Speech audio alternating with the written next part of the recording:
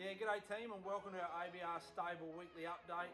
We brought you an audio update early or last on the weekend to keep this as regular as we can, getting straight into our runners that have been for the week so far. We had a good winner on Monday. Booker Bay was first up for us for Kate Hargroves and Alex Ashwood. Raced that horse in partnership with Summit Bloodstock and Alex Ashwood. He was an astute purchase by the team there. He was able to win at Yarra Valley, pick up his Vic Bred bonus, and he's headed to Tassie. We'll touch on him later in our runners for the week. He goes around tomorrow at Hobart, so we look forward to watching him. But full credit to Kate and Alex. They did a fantastic job with that horse in a short period of time, and he was a good return with his Vic Bred bonus. In other news, one of the three runners we did have early in the week for the cause. It's likely at this stage that she'll retire to stud. She was disappointing. She sat behind the leader, but full credit to her. She's been a winner of 10 races. She's been a great horse for our stable and connections along the way.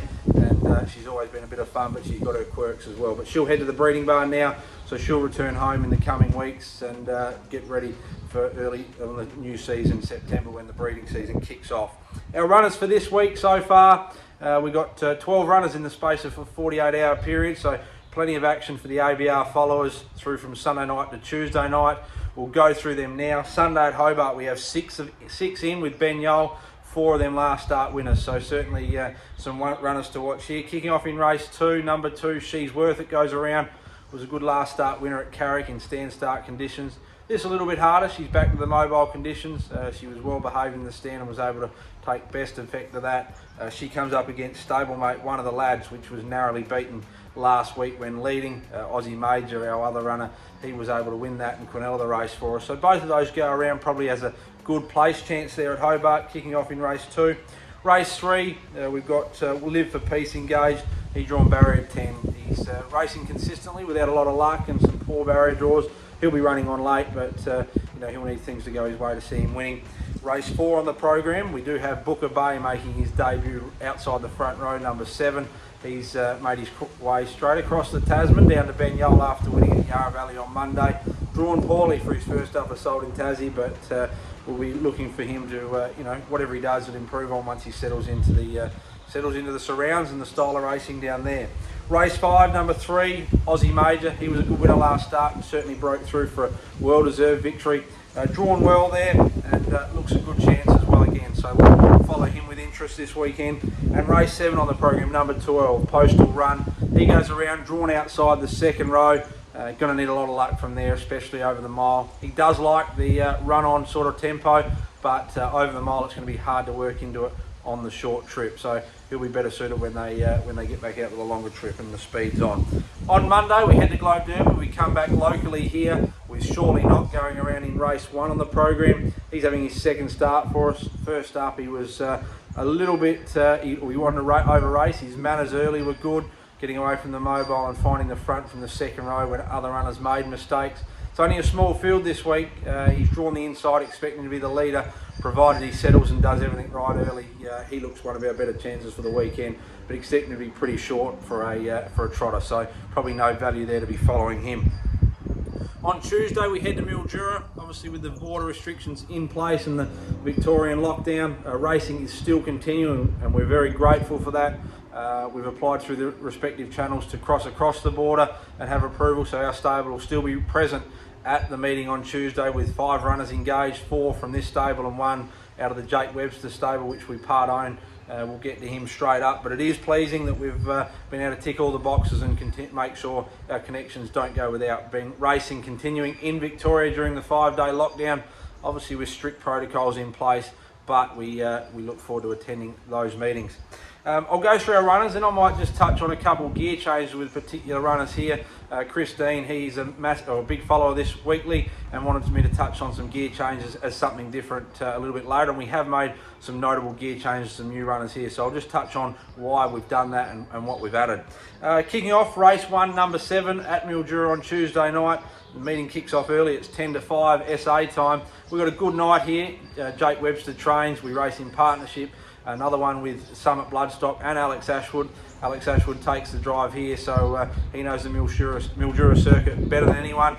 he'll have to master his way off the inside of the second row. But this horse trialled well last week for Jake, and expect him to have a bold showing, but he's going to need luck from inside the second row.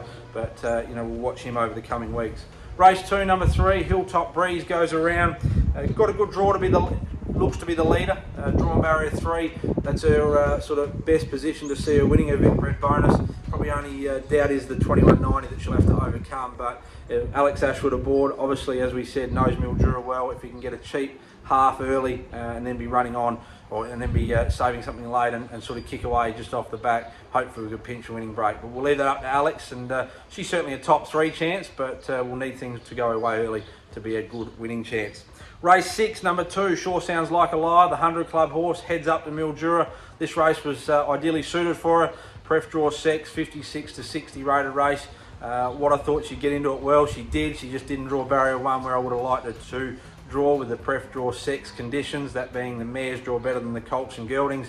But unfortunately, we've got Flaming Topaz inside us, who looks the leader. Therefore, we're probably going to be 1-1. But we'll take that, and hopefully we can run a top 3. It's certainly a stronger field than she's typically been racing as she steps up in grade, but she'll certainly hold her own in that race. Race 9 on the program, a new starter here first starter, goes around. Alexia Rose, one of our 4 recent New Zealand imports. Drawn barrier 3, another one. The race was done on sex, and she just drew it a little bit awkwardly in barrier 3. Our Amazing Grace looks the leader on paper. Wayne Hill's actually elected to drive that horse. We've got Jordan Leedman aboard. Geordie's a good young driver in his own right, and he'll certainly give her a good opportunity. Expected to push forward and probably be 1-1 as well, if not racing outside the leader. Over the short trip, that won't be too much of a concern, so expect her for a good showing. She's going to get better as she goes on. Her training's a little bit different to the others here at home, just with a couple of the niggling issues that she's got. But you know, we're managing them, and we're expecting to see her improve with runs to come as she gets into her preparation. But with the setbacks we've had, it's good to see her at the races for the connections, and we look forward to her debuting.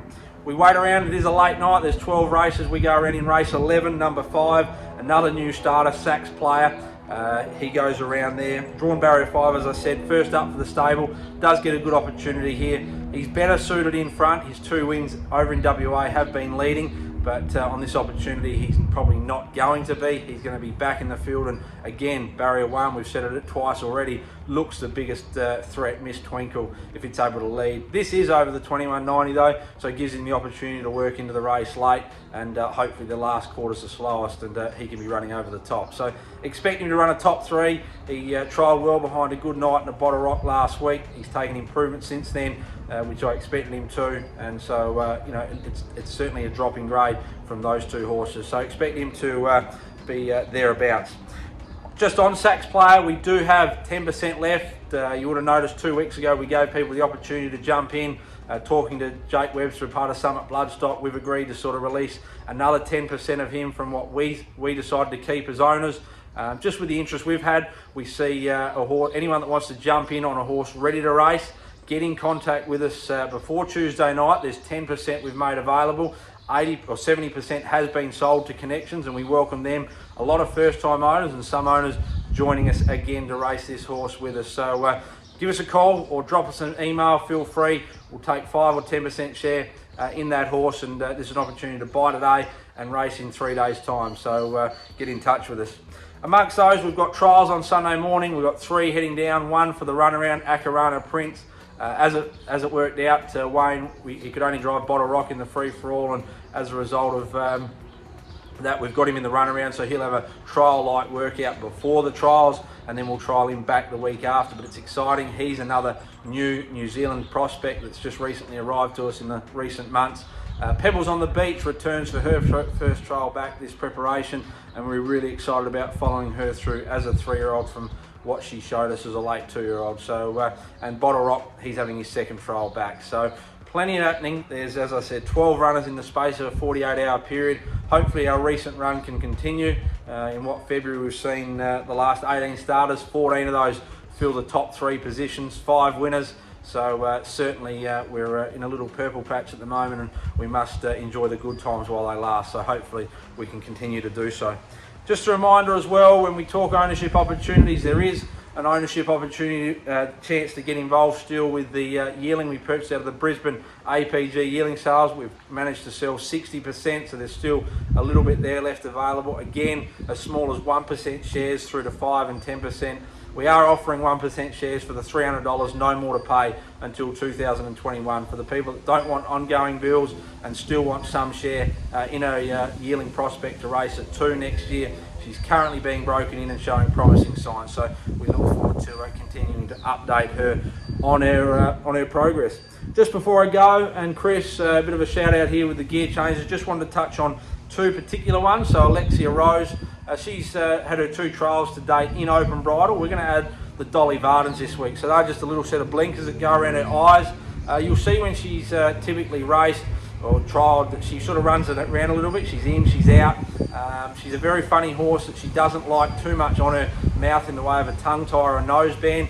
And prickers as well, she can sort of overreact to. So hence we're just going to try the Dolly Vardens this week, just to try and switch her on out the gate a little bit. I thought she was a little bit dull in her trial coming out the gate, so the blinkers will go on to try and sharpen her up off the gate to get forward and easier, and then be a little bit more attentive in the run. So that'll be the plan with her. She'll also wear hobble shorteners that run over the 1790 into the first turn at Mildura, so we'll put them in. She wears a bit of a long hobble for her. That run into the first turn at Mildura is a tight bend, and if we hit it with speed, you certainly want her to be having the best stability. So that's where we pull the hobbles up 6 holes, 6 to 7 holes, about 3 inches, and it just gives them more tractability with the ones that race in a long hobble and when you want to run the gate. So there are the gear changes to note on her this week, so I'll be looking for those. And also Sax Player, a couple gear changes there. We're going to add the hobble shorteners as well. He's a horse that typically, when he comes out of the circle and his work at home, he just puts a few skips in, and tendency to just take a while to get into his gear. So to ensure his hobble's a little bit tighter and he hits his gate quicker coming out of that circle, and make sure there's no risk of not scoring up, we'll put those hobble shorteners in. That'll give Wayne more assurance there. And also he'll wear some pull down Dolly Vardens. So you'll see him sit up above his ears or near his ears in the run. He's a horse that tends to over race, and we don't want him put anything around his eyes to switch him on anymore, given we're going to be restraining over the 2190. We want him as settled as possible, and then when it's time to go, he's probably a little bit dull from behind, so when it's time to go, Wayne will pull those. You'll see him reach for him. He'll go for the earplugs first. A couple hundred metres later, when he needs it, he'll go for the pull downs to really switch him on. So watch for those 2 gear changes. I just thought I would bring them to you as something different this week. A little bit of a longer show, but we do have a number of runners to cover, and also some interesting information there to share with you all. So hope you enjoyed the show. We'll be back this time next week as usual. Good luck to all our connections, and hope we can find a winner or 2 for you amongst them. Thanks guys, and we'll see you this time next week.